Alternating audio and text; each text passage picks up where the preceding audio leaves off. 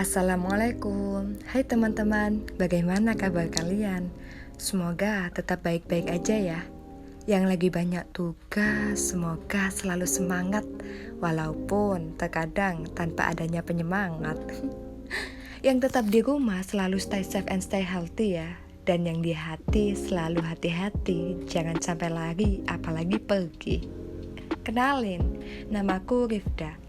Di kesempatan kali ini aku ingin mengajak kalian berbincang-bincang mengenai upaya mewujudkan pendidikan yang layak bagi siswa di Indonesia dalam rangka menyukseskan serangkaian Islamic Fair of Public Health 2021 dengan tema The Role of Youth Islamic Generation to Achieve Sustainable Development Goals.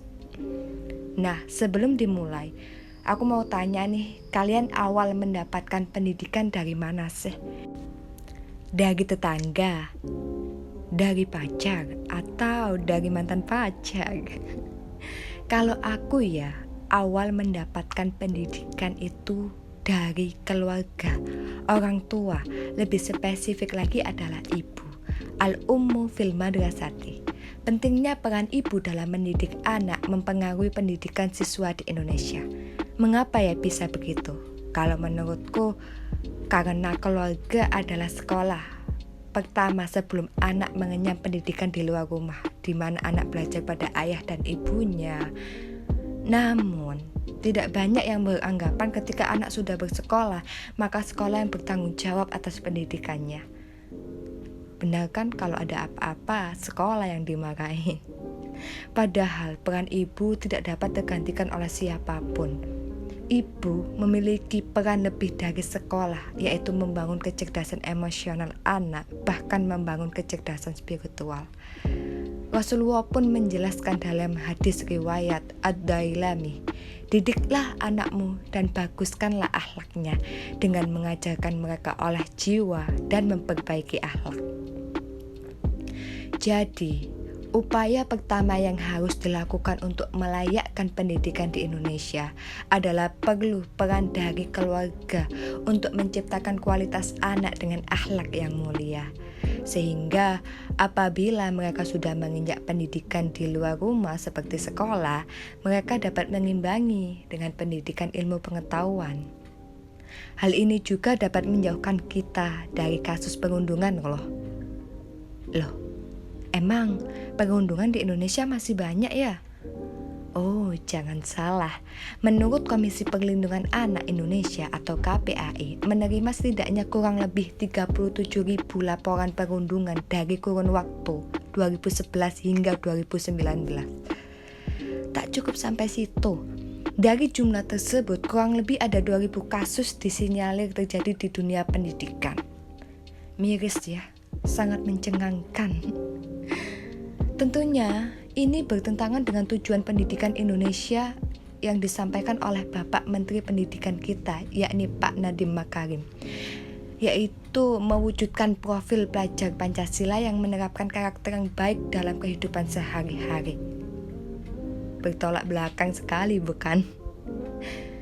Menurut pendapatku, untuk mengatasi masalah ini, perlu adanya upaya menciptakan jiwa keteladanan oleh orang tua, guru, kepala sekolah, pengawas, dan seluruh warga sekolah. Hal ini sesuai loh apa yang disampaikan oleh Bapak Pendidikan kita, Ki Hajar Dewantara.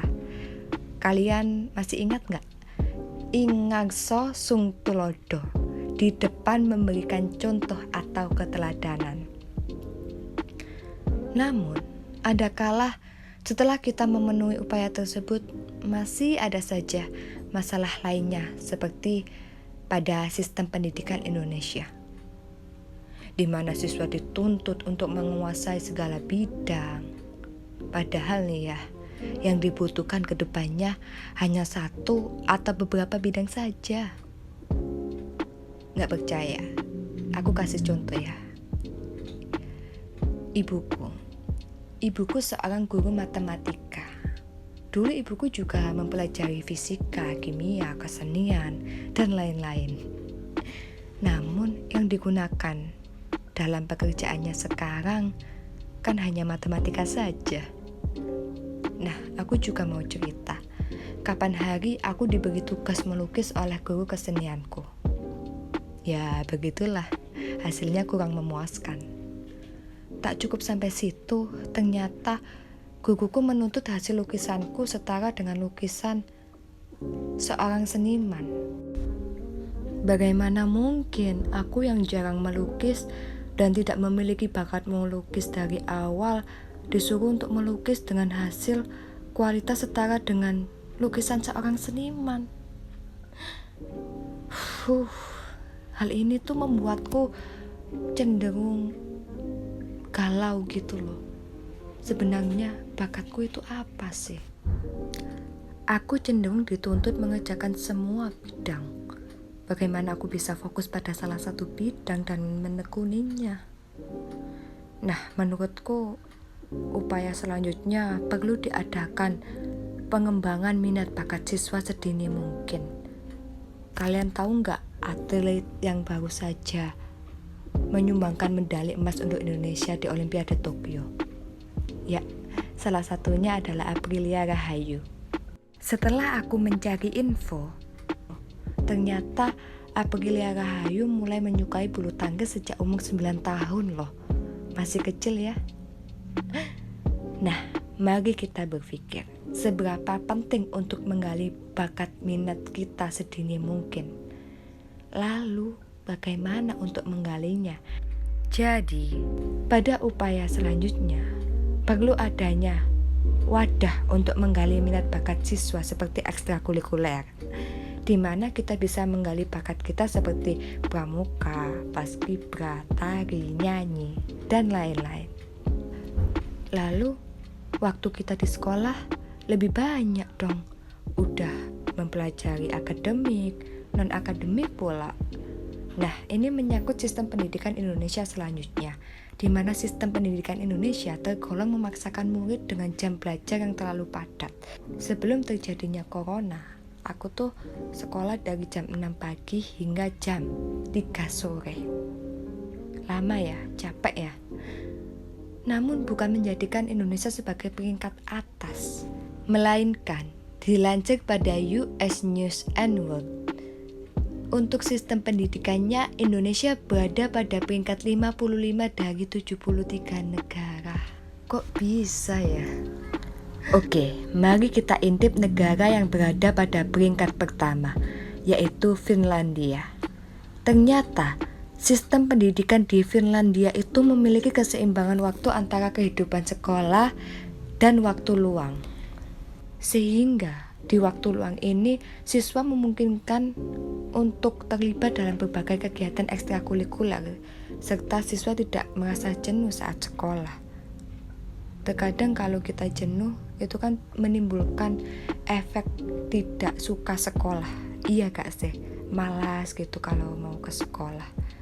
Jadi, upaya selanjutnya yang harus dilakukan adalah menyeimbangkan waktu belajar di sekolah dengan waktu siswa di luar sekolah. Dengan demikian, siswa memiliki lebih banyak waktu untuk mengembangkan hobi sehingga dapat mengembangkan soft skill-nya juga di luar kelas. Selain pada sistem pendidikannya, terdapat juga masalah pada fasilitas dan tenaga pendidik. Hal ini sesuai apa yang disampaikan oleh Bapak Gubernur DKI Jakarta, Anies Baswedan, mengatakan lembaga survei solusi pendidikan internasional Persen menempatkan Indonesia pada peringkat 40 dari 40 negara dalam pemetaan kualitas pendidikan. Paling bawah sendiri itu. Tak cukup sampai situ. Nilai rata-rata uji kompetensi guru hanya mendapatkan 44,5 dari target 70. Jauh banget gak sih? Sedangkan dalam fasilitasnya, menurut laporan hasil riset terbaru yang dilakukan YAPPI KA Action Aid menunjukkan sebanyak 250.000 atau 1 dari 5 ruang kelas SD di negeri Indonesia dalam kondisi rusak, terendam, bahkan rawan roboh. Lalu bagaimana upaya untuk mengatasi masalah tersebut sehingga siswa di Indonesia mendapatkan pendidikan yang layak? Oke, untuk masalah kinerja guru, perlu diadakannya berbagai upaya seperti program sertifikasi guru, peningkatan kompetensi guru melalui pelatihan, pengembangan kurikulum nasional dan lokal, dan lain-lain. Lalu bagaimana untuk fasilitas sarana prasarananya? Yaitu dengan mengalokasikan dana APBD. Oh ya, tambahan lagi ya. Kalian pernah gak sih berpikir, zaman sekarang kan teknologi serba canggih ya, apalagi dengan adanya internet. Tapi kalau kita lihat, media sosial itu kebanyakan yang trending tidak ada satupun yang bertemakan pendidikan. Padahal banyak sekali kan konten-konten edukasi. Nah, mulai sekarang, ayo kita mengupayakan untuk mengapresiasi konten-konten edukasi dan memanfaatkannya dengan sebaik mungkin. Zaman dulu aja, kalau dari cerita ibuku nih ya, kalau mau belajar, beliau harus cari buku. Itu pun sulit pinjam teman. Dan kalaupun gak punya, harus fotokopi. Dan butuh waktu berjam-jam dan berkilo-kilo untuk mendapatkan fotokopi. Zaman dulu kan jarang ya orang buka fotokopi gitu. Kebayang gak sih kalau dibandingkan zaman sekarang? Seharusnya kita bisa melebihi kemampuan orang-orang yang berada pada zaman dulu. Oleh karena itu, perlu kesadaran dari siswa untuk memanfaatkan kemajuan teknologi yang ada ini sebagai media belajar. Gitu ya. Oke, mari kita simpulkan bahwa untuk melayakkan pendidikan siswa di sekolah perlu adanya upaya dari orang tua dan keteladanan dari guru. Untuk apa? Untuk mendidik karakter siswa ini. Nah, tak lupa juga untuk menggali minat bakat siswa sedini mungkin dengan diadakannya ekstrakurikuler. Namun, pembagian ekstrakurikuler ini harus seimbang dengan pendidikan yang ada di dalam sekolah. Agar apa? Agar siswa tidak merasakan kejenuhan atau kemalasan, melainkan siswa ini senantiasa merasakan kegembiraan untuk bersekolah. Selain itu, perlu juga fasilitas dan tenaga kerja seorang guru untuk mengupayakan pendidikan yang terbaik. Dan tak lupa, tambahan dariku, perlu adanya semangat bagi siswa untuk memanfaatkan kemajuan teknologi dengan senantiasa belajar melalui konten-konten edukasi. Wah, kayaknya udah mau habis nih waktunya. Nggak kerasa ya. Tapi sebelum aku pamit, tetap ingat pesan Rasulullah ya. Barang siapa yang menempuh suatu jalan untuk menuntut ilmu, maka Allah Subhanahu wa Ta'ala akan memudahkan baginya jalan menuju surga. Amin.